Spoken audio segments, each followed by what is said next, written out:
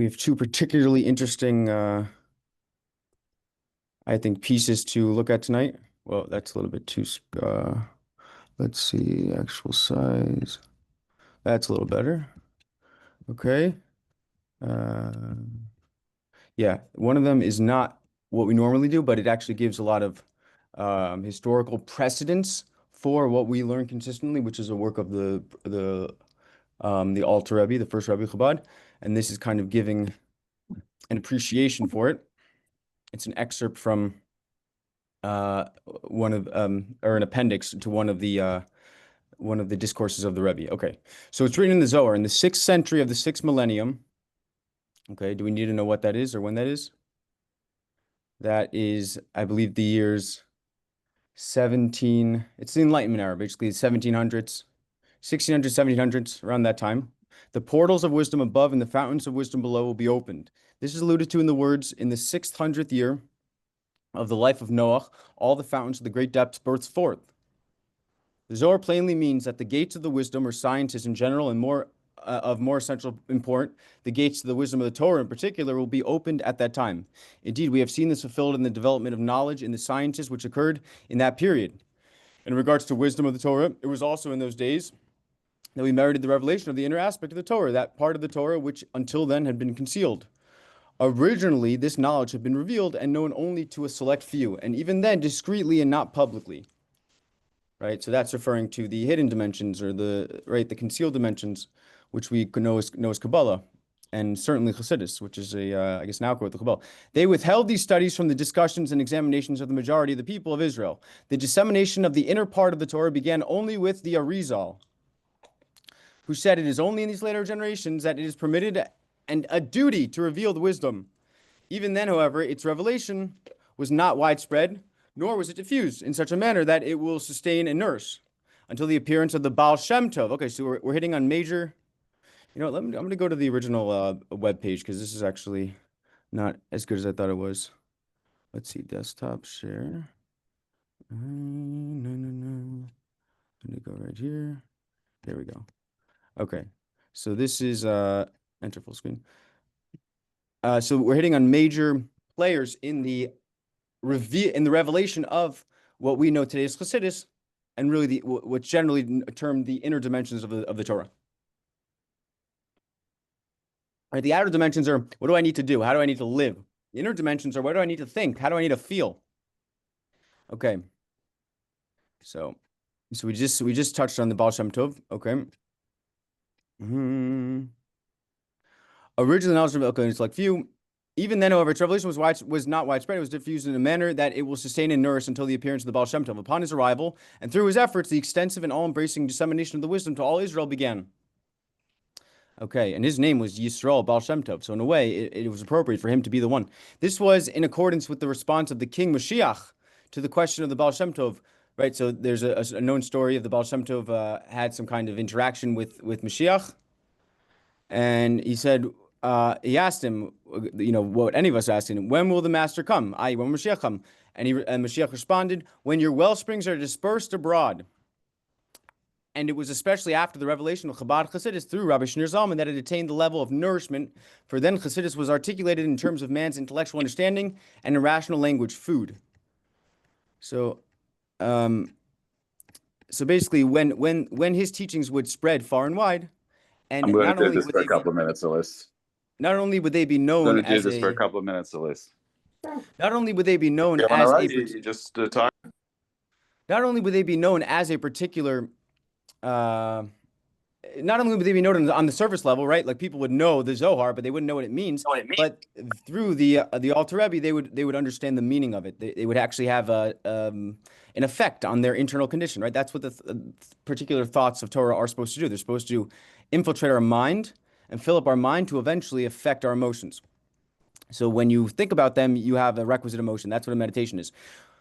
Okay, and especially after the revelation of the Chabad Chassidus, so this is another, I guess, two generations after the Baal Shem Tov revealed it in an even more general way, that there's Rabbi Shneur Zalman, which is what we primarily study, revealed it to an even greater extent of people, and in an even more ingestible manner and digestible manner. From that point on, this knowledge was disseminated in a mode of continuous progression and increasing light. And I'm sure everybody can see how that occurred, right? You have Rebbeim that I guess were kind of becoming more and more entrenched in the modern practices of dissemination of information, right? They were using printing presses. They were disseminating the manuscripts at first, and then they opened up their own publishing house eventually, the Frierdiker Rebbe, when he came to America in 1940. So they were being consistent with all the modern modes of disseminating information to stay current and to, I guess, compete with the with the well springs from below, we might say, which the sciences, the philosophies, etc. From that point on, the knowledge of somebody, okay, at first glance, however, this matter is difficult to understand. The period of the latter generations is the advent of Mashiach, as the sukkah of David has fallen to a level of feet and heels. Furthermore, it is bereaved generation because its darkness is doubled and redoubled. So basically, what we're saying there is that we know that our generation is a very low generation, right? We can't compare ourselves to Avram. We can't compare ourselves to Adam. We can't compare ourselves to the Rishonim, right? The sages in the Gemara, in the Mishnah. How is it possible that precisely these generations will merit the most sublime revelations, right? Does that make sense? You would assume Rabbi Kiva would merit such a revelation, or earlier generations, but us, we're such a low generation. How is it that we're going to merit such a lofty generation? The likes of which the earlier generations did not merit, not even the generations of the Tanaim, right? That's the generation of the Mishnah. Amoraim, that's the Gemara. Geonim, that's I guess after the destruction. That's after the Babylonian exile, and Rishonim. Rishonim are the from I guess you can say the sixth century till maybe the 1500s or earlier. We find this same question, however, in regard the Rishonim, by the way, examples are like Rashi, Rambam, Ramban. We find this same question, however, in regard to the Torah in general. Our sages of blessed memory have said, all that a distinguished scholar will introduce into the Torah in the future was already given to Moshe at Sinai. Do you believe that? Like the halachas for using a refrigerator with a light bulb in it on Shabbos was given to Moshe on Sinai. It would seem that this idea, too, is difficult to understand. Since all the creative contributions of the scholars were already given to Moshe at Sinai, why then were they not revealed to all of generations which preceded the arrival of this distinguished scholar and his introduction of the idea? Right. Eventually, it was, let's say, Rav Yosef Cairo, right, the codifier of the Shulchan Aruch, let's say, who brought a lot of halachas down to earth, right, kind of facilitated their revelation on earth. So why was it that it only was up to him in such a later generation if it was available to Moshe at the giving of the Torah? The explanation of these questions is as follows. It is, by the way, if anyone wants to read, you're more than welcome to read. Just unmute yourself and read. I won't read, but can I ask a question? Yeah, sure. Go ahead. So you just said, why is it that we'd be getting it when the other generations were so much higher level madrega, right? Yeah, right. So wouldn't you think that maybe it's like Mitzrayim, that they got so low that's when the time for Moshe to rescue them had to come before they sunk they hit a critical mass. They couldn't suffer anymore, so they earned it, you're saying? So our lowliness, yeah, but I was saying, but our lowliness is not to their suffering was purposeful. So, yeah, so I guess that's a similar point, that our suffering is purposeful. Yeah, that makes sense. Because, we also have to consider that we're not just our generation. We're actually the culmination of all the generations, which I think we're going to see, which is, I think, similar to what you're saying, is that we're hitting a critical mass, and our generation is only a slice or an iteration of many, many parts to this journey of Torah being revealed throughout the ages. Yeah, so you can definitely make an argument both ways, but I think the question still stands, and it's worth holding to see what the answer the Rebbe gives is, because if you look at us, we're not really prepared to receive it. I think most people aren't even aware of what Torah really is. I mean, I don't think anyone can ever say what it truly is, but I mean, they're not really familiar with it to such an extent that they could ever handle receiving the most inner dimensions that were never revealed before. That's kind of, it seems a little bit too magnanimous for such an ignorant generation. And I don't use that term derogatorily. I use it just accurately. Okay, it is written, and I'm speaking myself, it is written in the Torah, he has made everything beautiful in its time. The sages commented on the verse, by rights, the Torah should have been given through Adam.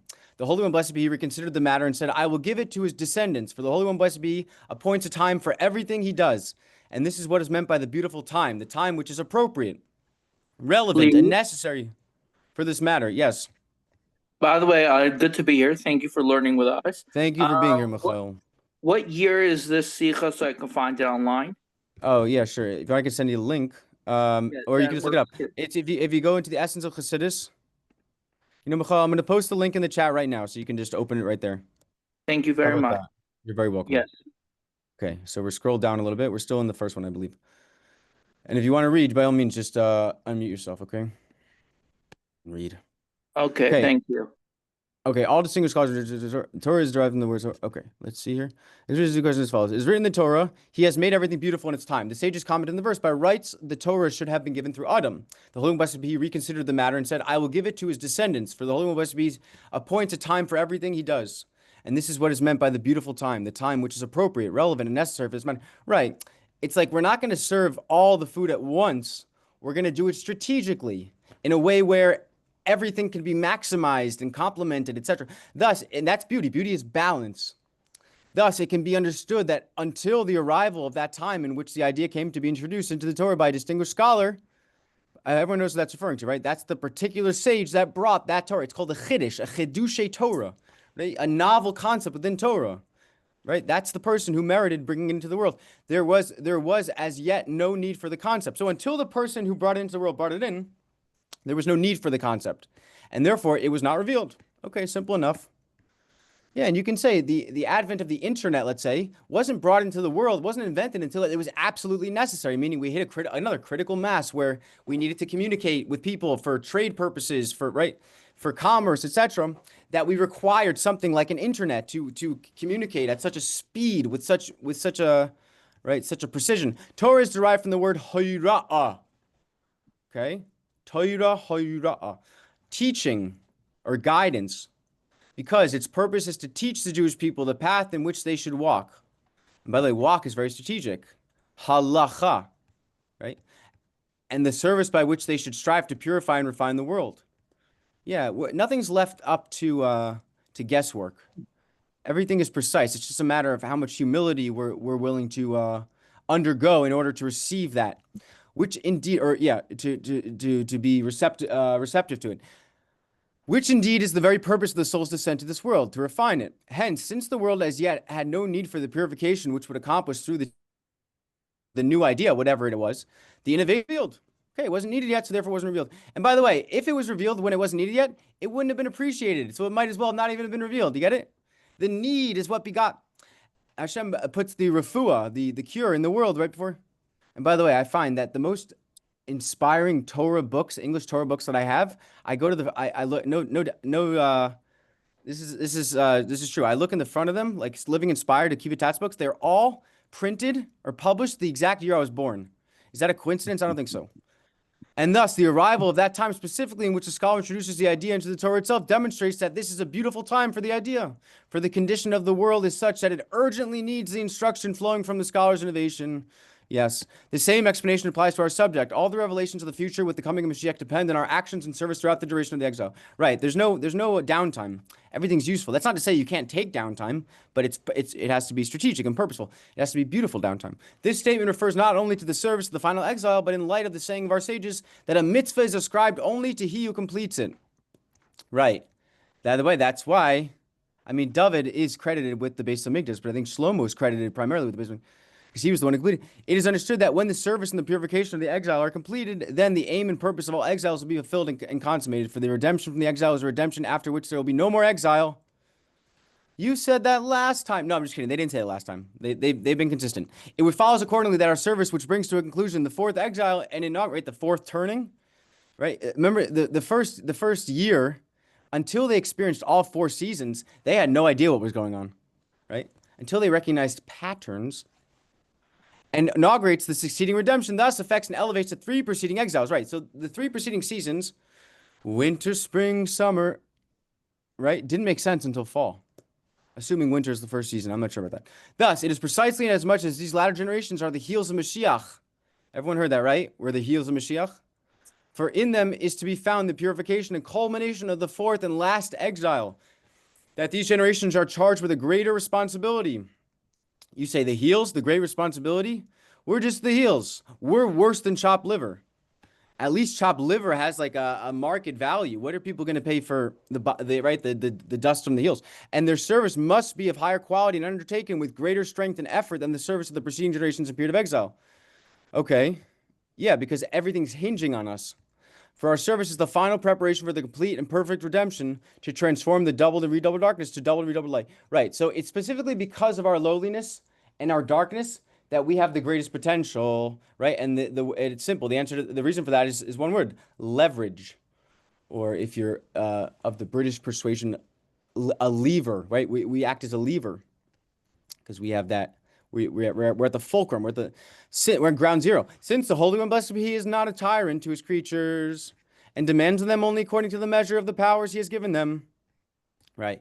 And he would know. It is therefore specifically in these generations that the most sublime and inner portions of the Torah are revealed, right? So we get this most vulnerable, powerful, potent Torah because we can use it to the greatest effect.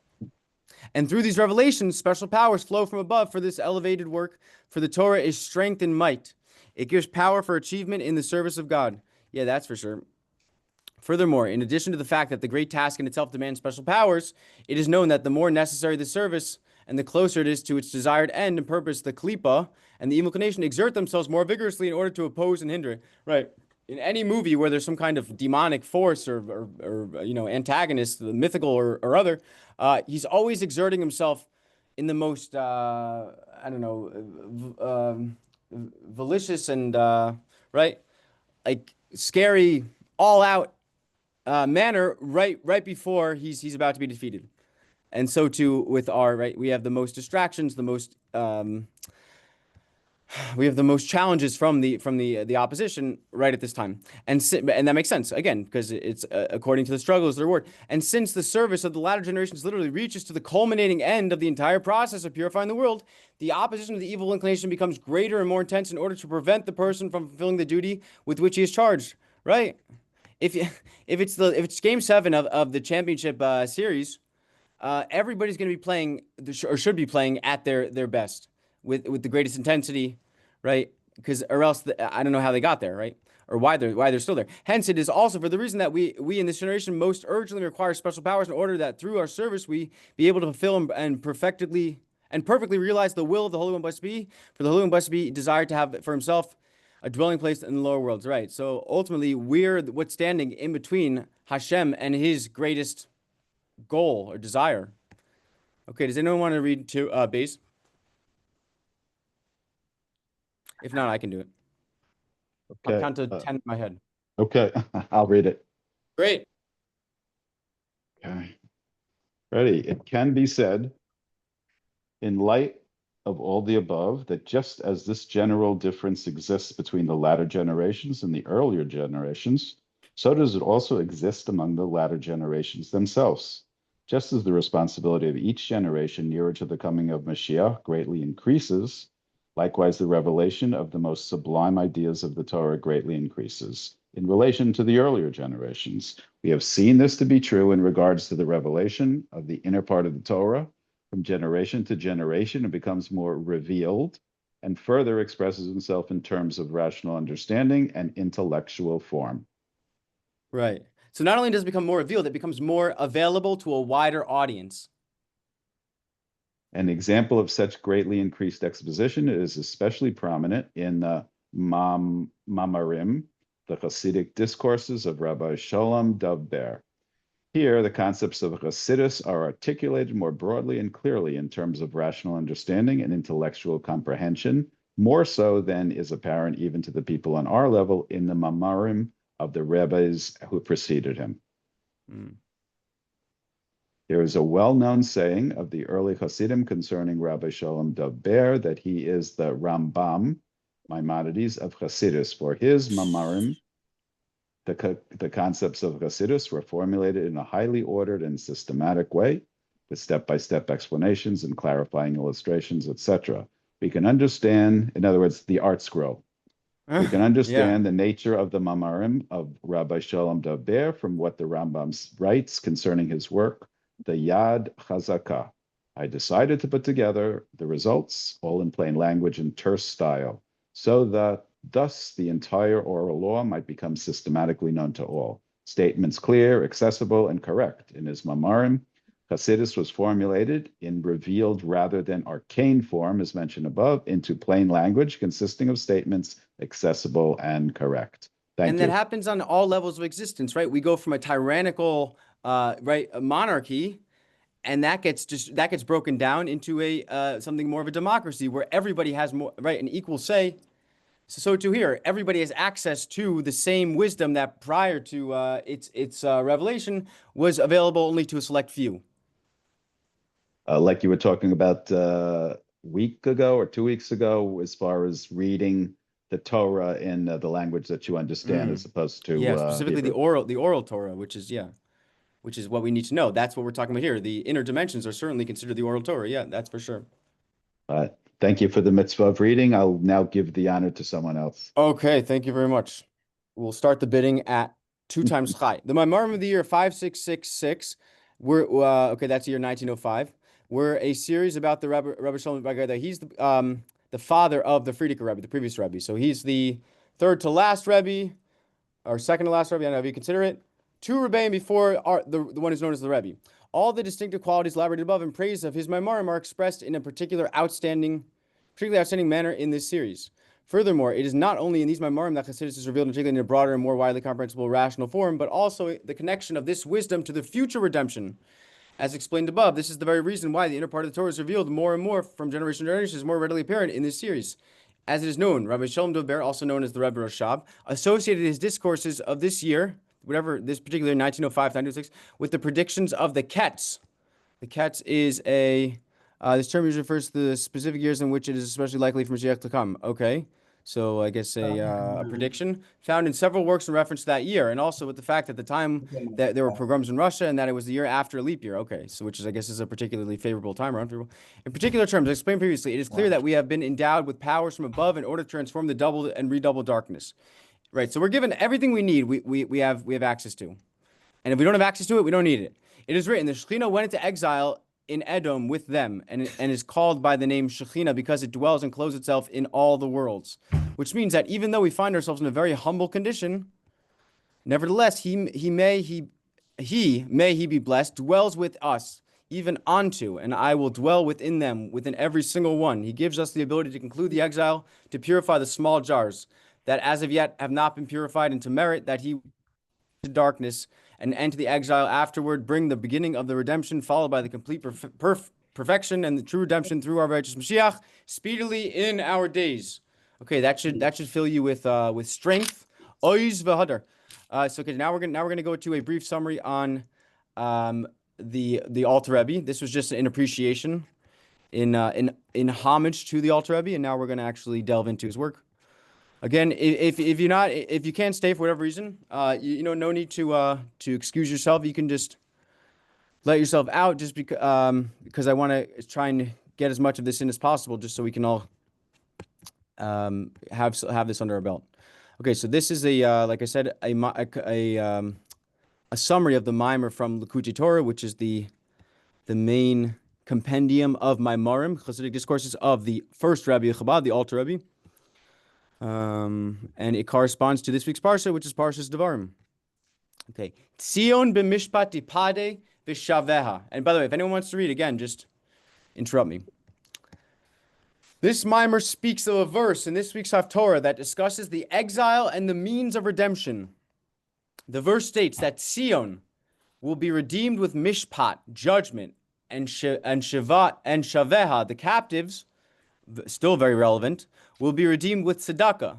The mimer examines the meaning of Tzion, what it refers to, and how Mishpat redeems it. Through doing so, the Alter Rebbe enters into a discussion of the order of the soul's descent below, its purpose, and its goals. He then touches on the core of the spiritual exile that we experience and how we can remove ourselves from it. In a famous talk on the 28th of Nisan in 1991, the Lubavitcher Rebbe started, I have done all that I can, and lamented the central fact that we are in exile in Avodas Hashem. This mimer sheds light on the essence of the spiritual exile, which the Rebbe so bitterly pointed out in the Sikha. Leaving the spiritual exile will certainly hasten the ultimate redemption. Meaning, everything's in our hands. If we wish to see a global change, a global rectification, we have to start at the level of the individual. Okay, explanation of the mimer. How can we serve God with fresh and new excitement each day? That's what we're going to discuss. How did the soul descend into the body? Okay, what is the avoda demand of the soul? What is the level of soul referred to as Tzion? And how do we remove our soul from the spiritual exile? Good question. The Torah commands us to view the mitzvahs as if they are new each day. This means that one is to act with the same novel enthusiasm each day one performs a mitzvah, as if it were the first time doing so. Right? There's a song, it feels like the first time, like the very first time. That's really about Torah and mitzvahs. How is this possible to accomplish? Right. This matter can be understood through first resolving the seeming paradox behind the descent of the soul into the physical world. Prior to its descent, the soul was bound to God, as is known that the soul exists prior to the 6 days of creation. Right. The soul is eternal and derived from God's level of thought. Okay. So thought is essentially more unified with the soul, with the eternality of the soul, as opposed to, we're going to see speech. Speech is much more superficial and dependent, and therefore not eternal, right? Limited. The sages state, within whom did he discuss the creation? With the souls of the righteous, and all the Jews are considered righteous. Yeah, and we're not just flattering all of us. This is true. It thus remains to be understood what benefit exists for the soul by descending below if it was already united with God prior to the descent. Yeah, what can be gained? I mean, we had such a sweet deal up there, right? To understand this, we must first examine the order of the soul's descent and its required avoda. By the way, in case anyone doesn't know, avoda is our main work, which is another term. Avoda is connected to the word for tanning leather, which is a very involved process of transforming one kind of material into another, and it's very involved and it's laborious, etc. So that's avoda. As illustrated within the prayer of Elokai Neshama. The prayer of Elokai Neshama. Each morning upon awaking, we recite the prayer of Elokai Neshama, which includes the stages of descent of the soul below. In the times of the Talmud, this prayer was said immediately upon awakening, even prior to Asher Yatzar. We first state that the soul is pure, tohoirehi, right? Ata yitzarti, ata faktabi. This means that the soul derives from the level called tehiru ila'a, supernal purity, in which the state of the soul is absolute godliness. Okay, sheer godliness, right? So you could say it's like cut from whole cloth. We then state barasa, which refers to the transforming of the soul into a created entity so that it can feel separate from godliness and hence serve him. Okay, so that's like, I guess, made in China, manufactured in America. Barasa is manufactured. So it's a separate entity. Ve'ata mishamra bikirbi means that Hashem guards the soul within the body so that it does not abandon or escape from the body. Yeah, it doesn't go AWOL. The next segment of Elokai Neshama discusses the first level of avoda required of a person. Okay. The 3 avodas required of the soul below. There are 3 different avodas required of the soul in the body. Hoida'a, bracha, and avas Hashem. The avoda of hoda is right? Anyone know hoda is like I don't know. Let's see. I guess like toida, like gratitude, is a person's obligation to recognize that Hashem's opinion is the correct opinion. Right. So it's giving giving credit where credit is due. On which matter do the souls and Hashem argue? Only on the perspective of ex nihilo, right? From the human angle, we view ourselves as the true existence and call Hashem I and nothing, right? Because our brains don't go that high. Thus, forming the concept of yesh me'ayin, we feel that we truly exist and it is Hashem who is not seen or fathomable. In other words, we see ourselves as more of a tangible reality than God. Right, because we're so bound up with ourselves, right? That's the operative word. How we're in truth, from Hashem's perspective, true perspective, we don't exist. He's the only existent. However, Hashem views it the someone say something? I don't see it. I thought having zealous for Hashem too.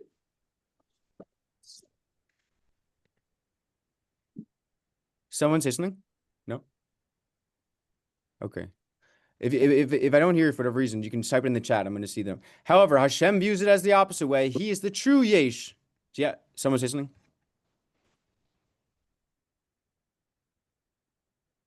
No? Okay. He is the true yesh existence, and we are the ayin, being not nullified to him. Therefore, we have to admit that Hashem's opinion is correct, and we are the actual ayin, and he is the true yesh. Right? We have to like artificially inject that into our brains until we know it to be the truth, right? We have to override our factory setting so that this becomes our MO. This is expressed in the saying Moida ani lefanecha, which concludes the blessing of Elokai Neshama. Nevertheless, simply admitting to this fact does not necessarily change the person, as it is a matter of belief, and a person can believe in something while simultaneously acting contrary to his belief. Right? I know smoking's killing me, yet I'm on my way to have my second arm amputated and still smoking. For this change to occur, the avoda of bracha, not me personally, but I've heard the avoda of bracha is required. I did smoke at one point, by the way, but you know, I was able to take the belief and bring it down to the level of knowledge. I'm not bragging, I'm just saying it's possible. A bracha refers to a blessing, which connotes revelation. It reveals the matter to one's soul, hence changing one's nature to be in tune with his beliefs. By the way, right? I'm sure you've heard this before, but belief is nothing more than a lie. It's a particular lie that we convince ourselves is favorable. But when does a belief become more than a belief? When it becomes knowledge.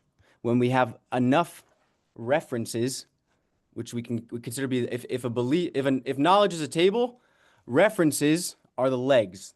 They're going to support that particular belief to make it knowledge, to make it, we might call it a conviction, right? If you have conviction, what is that? That's a really, really strong belief. And what's a really weak belief? An opinion, right? An opinion is like not even a belief. It's something I'm considering, but it can be easily disputed, right? As opposed to a conviction, which is very difficult. If someone shows me evidence to the contrary, I'm just going to double down. Yet it is only through engaging in Torah mitzvahs that one can effectively bring this revelation of bracha to his soul. Okay. However, in order for a person to go from the level of hoidah, belief in Hashem's oneness, and our nullification to the level of bracha, revealing godliness into our souls, one must first incorporate the avoda of love of Hashem in between. Okay, so what's love? Anyone want to tell me what's love in this equation?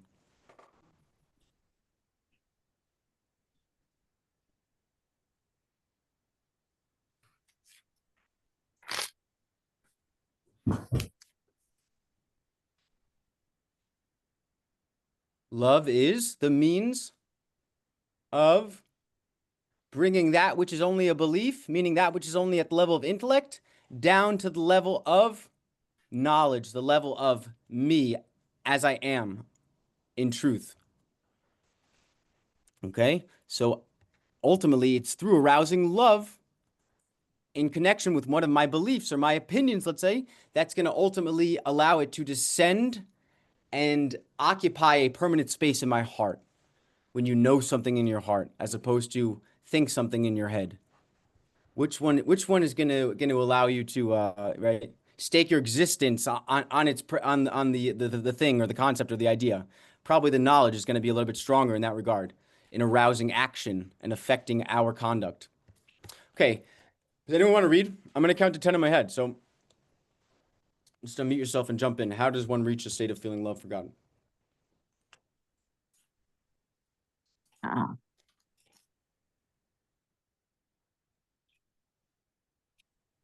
Good start whenever you want. Hi, I'll read. Okay, Shkoyach, go ahead. Okay. From how does one reach a state of feeling love for God, correct? Yes. Okay. Everyone claims they love God. Who wouldn't love God? After all, He creates us, feeds us, and provides us with enjoyment of life. Nonetheless, there is a world of a difference between the mere words, I love you, God, and the translation of these words into actual rapturous feelings of loving for godliness and attachment to Him. To reach this state of love, one requires a great amount of work on his character, as it does not come naturally. How does one accomplish this? Through completing the verses Shema Yisrael and Baruch Shem. Through contemplating the verses Shema Yisrael and Baruch Shem. One is to contemplate how all the myriads of world and creations come into existence only via God's level of Malchus, which is but a mere ray of contracted godliness. And yet when a Jew down here performs a mitzvah, he's able to draw down God himself and attach with his very essence. Contemplating this. Michael, can you just back a little bit away from the microphone? You're just coming in a little bit strong in the audio. But you're doing good otherwise. It's just just a little bit. Yeah, thank you. It's good to have the feedback. A little bit less love between you and the mic and the microphone would be ideal here. Okay. Thank you for the feedback. Thank you for accepting the feedback. Thank you. Which is very good. And yet, when a Jew down here performs a mitzvah, he's able to draw down God himself and attach with its very essence. Contemplating this notion should give a Jew great joy, and fill him with a passionate desire to cleave to God. This applies even if, until this moment, one was a Rasha Gomor, as nevertheless, in this world, one can instantly become a Sadi Gomor through thoughts of tshuva. See the Maimar Bars Pinchas. I'll continue. Bitterness and happiness due to proper reasons. A Jew must have a proper balance of bitterness and happiness in order to achieve love for Hashem. A Jew must have bitterness in his animal soul, which is in the left side of his heart, over the fact that he is entrenched with material desires and wants, and is thus distant from desires for godliness. At the same time, he must have simcha of a mitzvah in the right side of his heart, and be overjoyed by his unique ability to actually attach to Hashem when fulfilling a mitzvah. The greater the feeling of bitterness that one has due to his distance from Hashem, the greater will be his feeling of joy when he contemplates during his performance of the mitzvah that he is now attaching to him. Yeah, I just want to interject and maybe take over the reading again. There's 4 questions that are critical when you want to change a behavior. I read this through NLP, Tony Robbins, etc., but it's consistent with what I've seen with Chassidus, which is we'll do more to avoid pain than we will to gain pleasure. So you want to say, what will be the pain if I don't change this behavior or I don't acquire this? And then you say, what will be the pleasure if I do, right? That's the fear that precedes the love. Ultimately, a love is only true love if it's preceded by fear. That's where in a marriage there's a commitment first, and then love is built over time. There's no such thing as love at first sight. There's love established over a period of respect, awe, and reverence. Okay, how can one be joyous from doing a mitzvah due to attaching to Hashem if one does not feel anything at all during the mitzvah? Yeah, perhaps this is someone's experience. I mean, certainly mine at times. In truth, every Jew unites with Hashem whenever he performs a mitzvah. Yeah, you just have to believe that. However, due to the exile and coarseness of the animal soul, this is not felt. Okay, the revelation of this feeling of attachment is saved up for the Jew until the future times when all the attachments that one accomplishes during the exile will be revealed to each soul. This is similar to one who has a chest of precious stones and diamonds that causes him to be overjoyed even when he does not currently see the treasure. Right, or you have maybe money in the stock market that's accruing whatever it accrues. The mere knowledge that he has this treasure saved for him causes him boundless delight. Right. The anticipation, right? It's not about the experience itself. It's about the anticipation. The same applies, or the projection of pleasure. The same applies to mitzvos, for in truth, we are drawing these revelations into a treasure chest of sorts that will be opened in the future time. Nonetheless, the fact remains that even when contemplating this matter, many of us are still not brought to any feelings of love for God. Yeah, it's a big problem. Because how do I know? And that's such a long time, right? 70 years, 80 years. Come on. Can I really keep it up that long? The reason for this is because of the exile and captivity of the godly soul within the animal soul that shuts down its emotive aspects and prevents feelings of love from surfacing, right? This spiritual exile is expressed within the overt emotions of bitterness and joy that one finds in materialistic matters, right? So to the extent that you love and you long for 7-layer cake, as Rabbi Gordon likes to use, or whatever it is, I don't know what kids are into these days. That's proportional or inversely proportionate to your inability to experience love and longing for godliness. Exile, right? So if you have multiple apps running, the one that you're actually using is going to be less efficient, right? So you want to close the other app so that you get full. Exile is caused when the bitterness and joy are in the wrong matters. Okay. Right, exactly. These are foreign fires, considered foreign fires, right? We need to draw down the consuming fire from above that's going to consume all these foreign fires. The above mentioned feelings of spiritual joy can only be accomplished when a Jew's feelings of bitterness and joy are focused on the appropriate godly matters.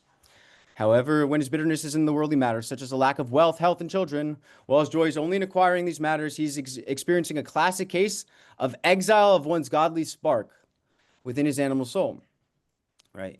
Now, this exile affects 2 aspects of the godly soul, its essence and its emotive traits. It is only on this exile of the essence of the soul that the verse says, Tzion b'mishpat tipade. Tzion, Zion, here refers to the inner spark of godliness, right? That's just like Zion is the inner dimension of Jerusalem, and Jerusalem is the inner dimension of Israel. Israel is the inner dimension of the world. Really, the most inner part of the soul that contains an essential feeling of love and passion for God. Yeah. This love is in exile and needs to be redeemed. The latter part of the verse, Vishaveha Bitzdaka, refers to the power of emotion of the godly soul. This emotion has been taken captive and is now actually being used for the animal soul.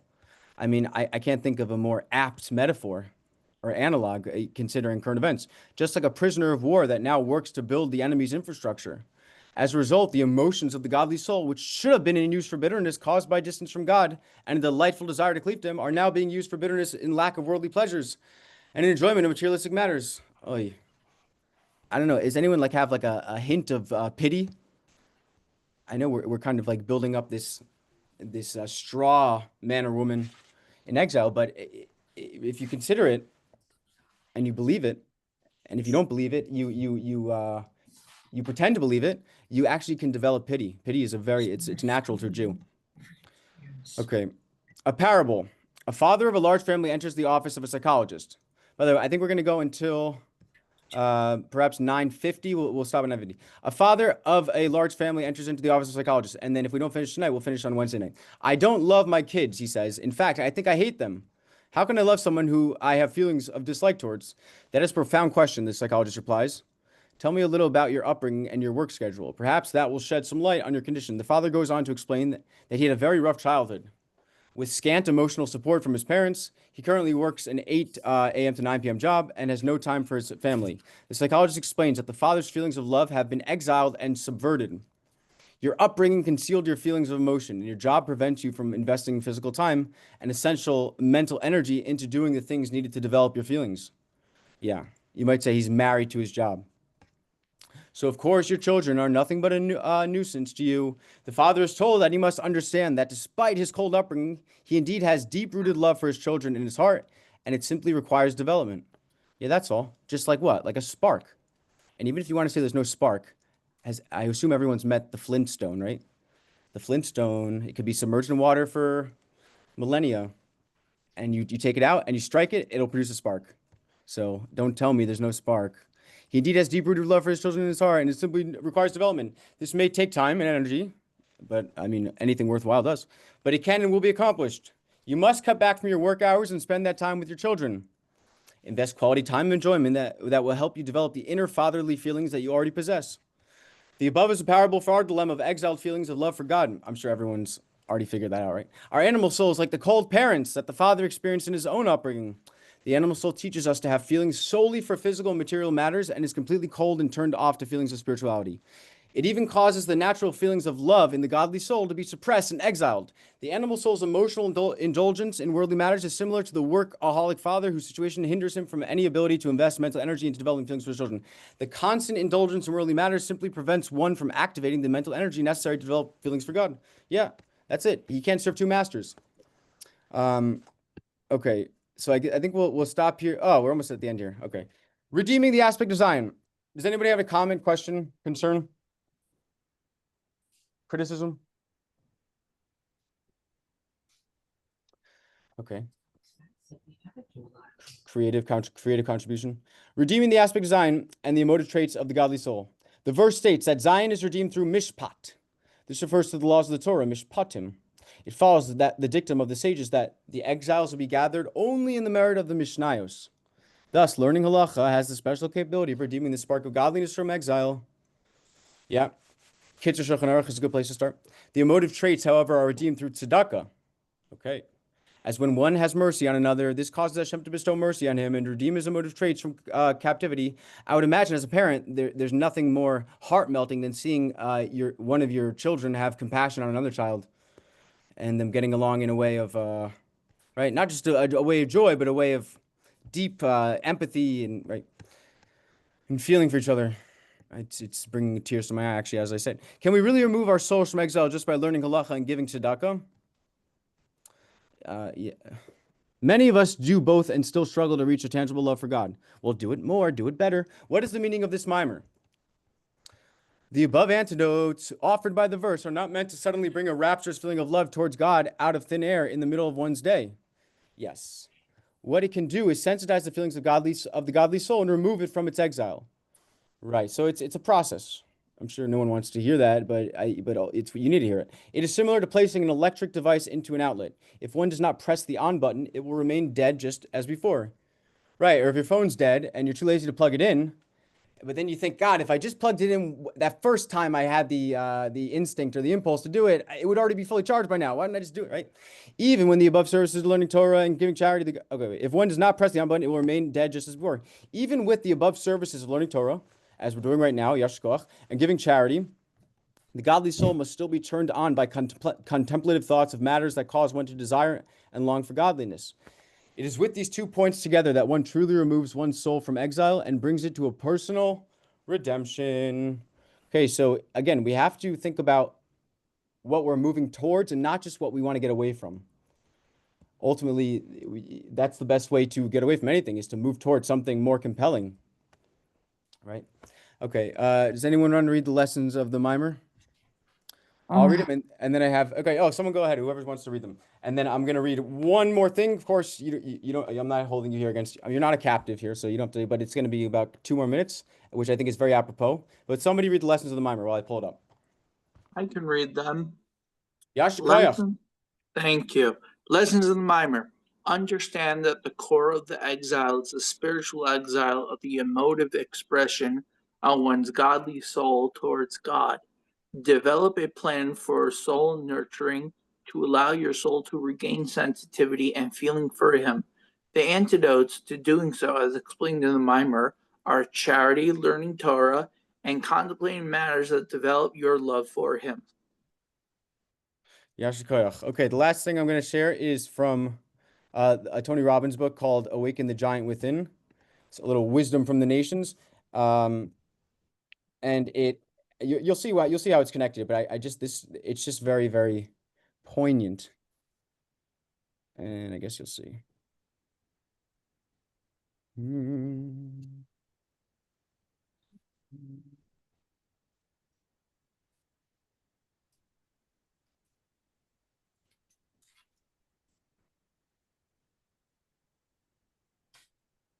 It's chapter 4.